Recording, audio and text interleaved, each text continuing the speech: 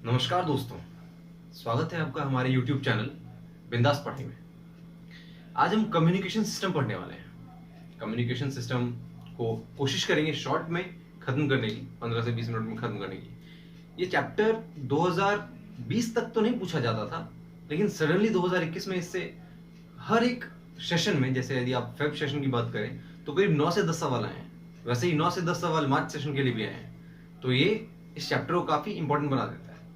तो कोशिश करते हैं इस चैप्टर को समझने की।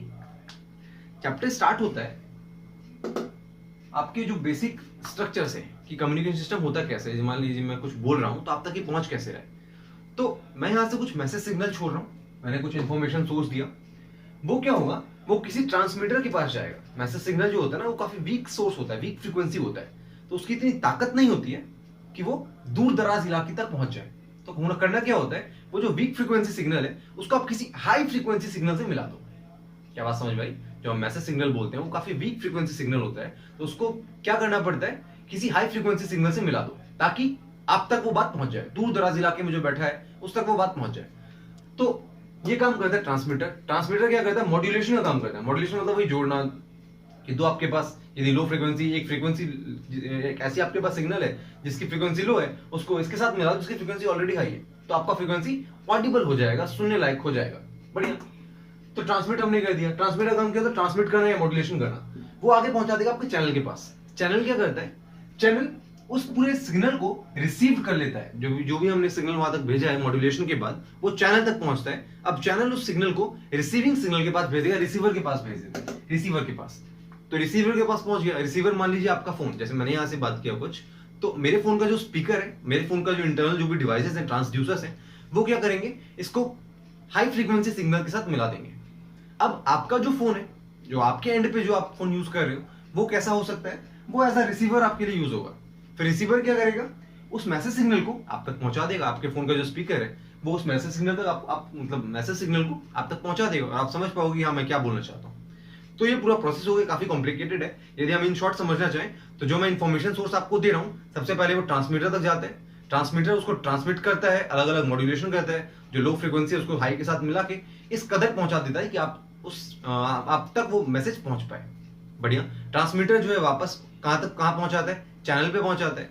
चैनल फिर उसको रिसीवर के पास पहुंचाता है, रिसीवर आपके एंड तक पहुंचा देता है जिसको मेरे को मैसेज भेजना है। बढ़िया। ये कॉम्प्लेक्स सर्किट था। इसके बाद क्या होता है, ये जो मैसेज सिग्नल है मैंने आपको ऑलरेडी बताया काफी लो फ्रीक्वेंसी सिग्नल होता है, जिसको हम लिखते हैं एम साइन ओमेगा एमटी से। एम क्या है, इसका amplitude, amplitude of message signal. Message signal weak frequency signal है, इसको हम लिखते कैसे हैं, एम साइन ओमेगा एमटी। ठीक है, आपने ये तो जाना कि मैसेज सिग्नल वीक है। अब क्या करें हम, यदि वीक है तो उसको किसी स्ट्रॉन्ग के साथ मिलाना पड़ेगा, किसी हाई फ्रीक्वेंसी के साथ मिलाना पड़ेगा। वो हाई फ्रीक्वेंसी होती है कैरियर वेव सिग्नल की।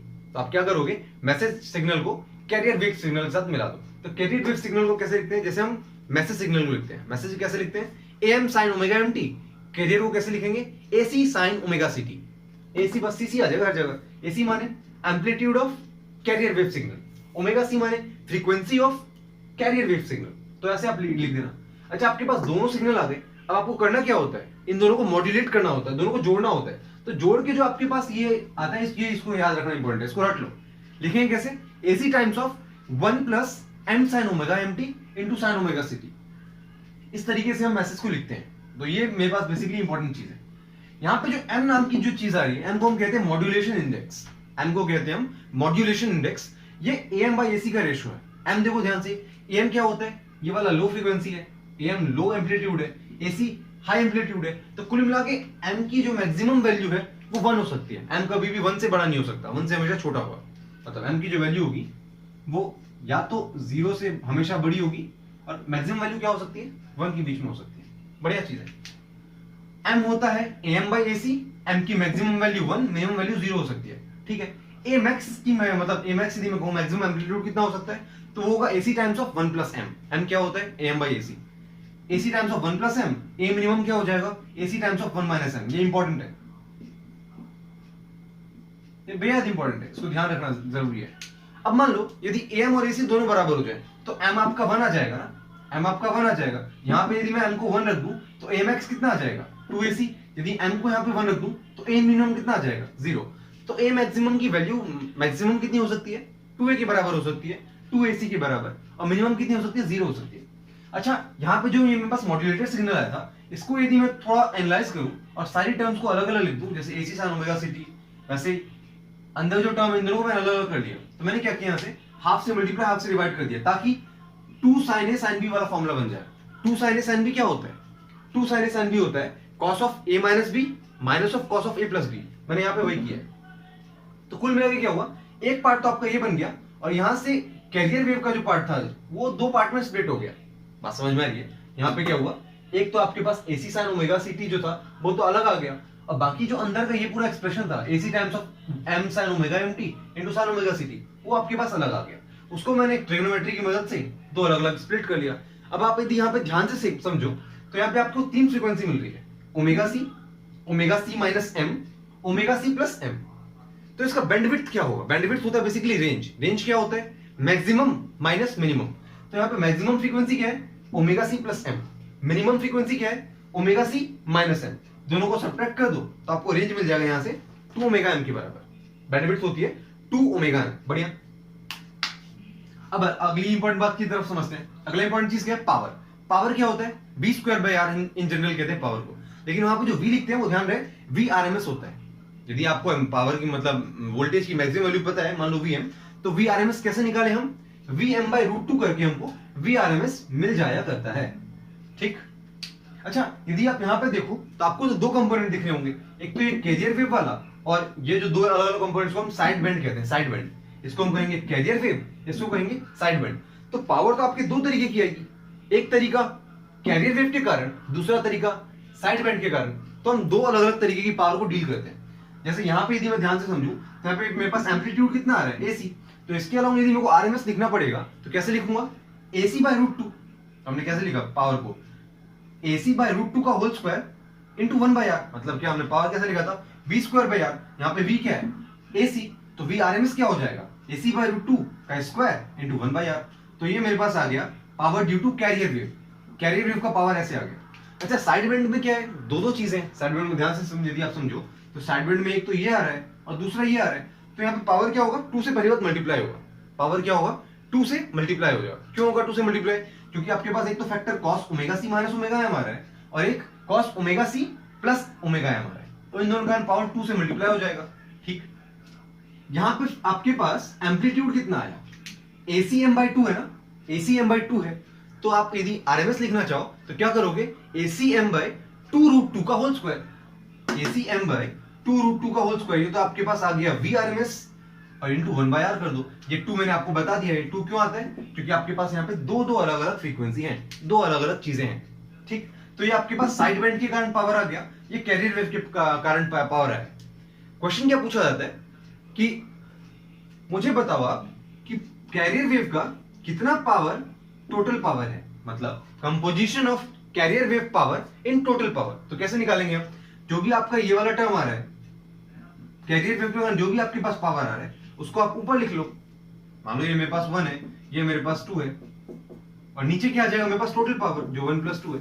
तो इसको आप सिंप्लीफाई कर लेना, जो भी आपके पास रिजल्ट आएगा वो कंपोजिशन बताता है। सिमिलरली आप साइड बैंड के कारण पावर निकाल सकते हैं।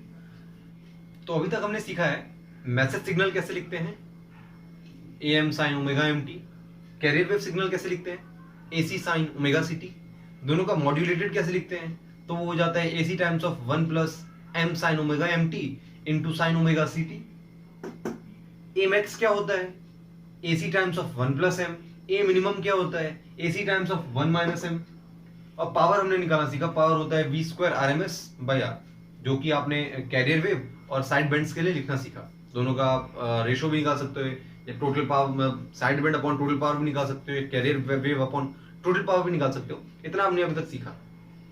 अब क्या होता है, ट्रांसमिशन जो होता है वो 3 तरीके के होते हैं। एक होता है ग्राउंड टू ग्राउंड, एक होता है स्काई, मतलब ग्राउंड से लेकर स्काई तक, और दूसरा क्या होता है स्पेस वाला, मतलब जो सैटेलाइट्स जो बेसिकली होते हैं उनका कम्युनिकेशन देखते हैं।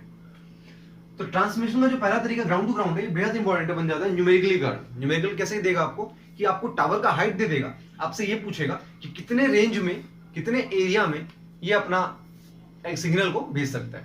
जैसे मान लो आपके पास हाइट ऑफ टावर HT है, रेडियस ऑफ अर्थ मैंने माना, मेरे पास रेडियस ऑफ अर्थ r है। तो आप वो डिस्टेंस जिस दूरी तक वो सिग्नल को पहुंचा सकता है, उसका सीधा फॉर्मूला होता है dt is equal to under root 2r/ht। r यहां पे ध्यान रखना, r इज radius of earth and ht is basically what, height of tower. तो यहां से हम निकाल लेंगे। अब मान लो दो मेरे को दे दिए इन्होंने, दो टावर दे दिए। अब दोनों टावर से पूछा कितना टोटल डिस्टेंस कवर करेगा, तो आप क्या करोगे, एक टावर का डिस्टेंस निकाल लो उस फॉर्मूले से अंडर रूट 2r/ht से, फिर दूसरे टावर का भी निकाल लेना और दोनों को जोड़ देना, तो ये आपके पास टोटल डिस्टेंस आ जाएगा। अच्छा, किसी ने मान लो क्वेश्चन में पूछ लिया हमसे टोटल एरिया बताओ जिस एरिया पर वो अपना सिग्नल पहुंचा सकता है, तो आप क्या करोगे, पहले ये डिस्टेंस निकाल लो, उसके बाद एरिया क्या आ जाएगा, area would be what, pi dt का स्क्वायर।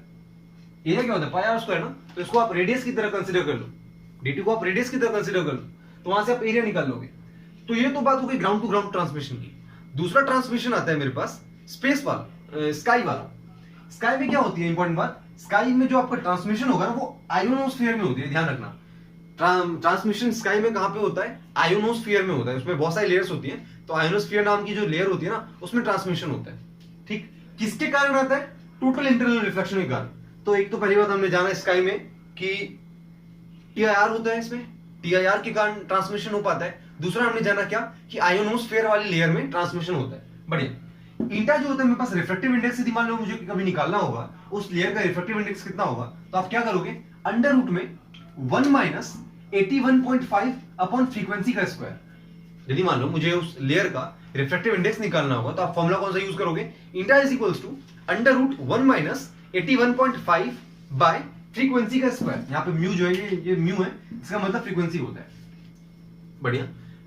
दूसरा केस आता है, मान लो मेरे को मिनिमम फ्रीक्वेंसी निकालनी है जो कि डिटेक्टर से मैं डिटेक्ट कर पाऊं। Minimum frequency which can be detected by detector, वो क्या हो जाएगा, एफ मिनिमम 1 बाय 2 पाई एमआरसी। 1 बाय 2 पाई एमआरसी। यहाँ पे जो आपके पास आर है वो बेसिकली रेजिस्टेंस हो जाता है, R is resistance, C is what, your capacitance, M आपका मॉड्यूलेशन इंडेक्स होता है, मॉड्यूलेशन इंडेक्स। बढ़िया। स्पेस ट्रांसमिशन, जैसे मैंने आपको बताया कि सैटेलाइट्स के कारण जो ट्रांसमिशन होता है, सैटेलाइट्स के कारण, जैसे हम हमारे घर में टेलीविजन में जो भी हमको सिग्नल्स मिलते हैं और जितने भी हमारे पास अलग अलग मीडिया हैं उनमें जो सिग्नल हमको मिलता है वो किसके कारण मिल पाता है हमको, स्पेस ट्रांसमिशन के कारण। तो उसमें हमको इंपॉर्टेंट फॉर्मूला क्या ध्यान रखना है कि मिनिमम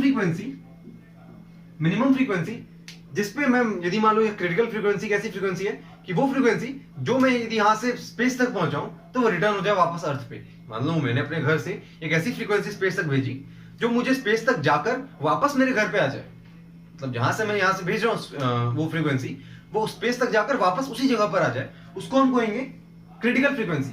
फॉर्मूला क्या होता है, critical frequency is 9 times of root nmax। nmax is basically what, maximum density. तो वो फॉर्मूला मतलब वो क्रिटिकल फ्रीक्वेंसी क्या होती है, बेसिकली वो फ्रीक्वेंसी जिसको आपने यदि मान लो जहां अर्थ से यदि आप उसको प्रोजेक्ट करा रहे हो तो वापस आपको कहां से मिल जाए, वो कहां पे मिल जाए, अर्थ पे मिल जाए। फॉर्मूला क्या होता है, 9 टाइम्स ऑफ रूट nmax। ये इंपॉर्टेंट चीज है, इसको क्रिटिकल फ्रीक्वेंसी के नाम से जानते हैं कि मान लो हमने अर्थ से इसको भेजा तो वापस स्पेस पे आके स्पेस तक पहुंच के वापस आपके अर्थ पर आ जाए। बढ़िया चीज है। उसके बाद ये last but not the least, height of tower निकालने वाला। ये मिनिमम हाइट ऑफ टावर कितना होना चाहिए, मान लो मेरे पास कुछ वेवलेंथ मैंने कह दिया, मेरे पास मान लो 5 मीटर का वेवलेंथ है, इसके लिए मुझे बता दो टावर कितना लगेगा। तो उसके लिए आप सीधा फॉर्मूला लगा सकते हो कि मिनिमम हाइट ऑफ टावर क्या होगा, λ/4। λ/4 ये याद रखना, यहाँ पे मिनिमम हाइट ऑफ टावर है। यहाँ पे कितना क्वेश्चन में क्या करता है, हाइट ऑफ टावर के साथ साथ हाइट ऑफ एंटीना भी आपको दे देता है। तो यहाँ पे आपको एंटीना का हाइट नहीं लेना, किसका हाइट लेना है, टावर का हाइट लेना है। तो हाइट ऑफ टावर क्या हो जाएगा, λ/4, दैट इज मिनिमम हाइट। तो ये पूरा था आपका कम्युनिकेशन सिस्टम। काफी छोटा सा चैप्टर था, इसको मैंने कोशिश की है बेहद छोटे में समझाने की। अब अगले लेक्चर में हम कोशिश करेंगे इनके PYQs कर लेने के, जो भी 2020 में तो कुछ नहीं आया था, 2019 और 2021 में कुछ बेहतरीन सवाल आए हैं, तो उनको हम कर लेंगे अगले लेक्चर में। तब तक के लिए मिलते हैं। शुक्रिया आपका ये वीडियो देखने के लिए। इस वीडियो को यदि आपको पसंद आया हो तो लाइक कीजिएगा, चैनल सब्सक्राइब कीजिएगा और यदि हो सके तो शेयर कर दीजिएगा। धन्यवाद।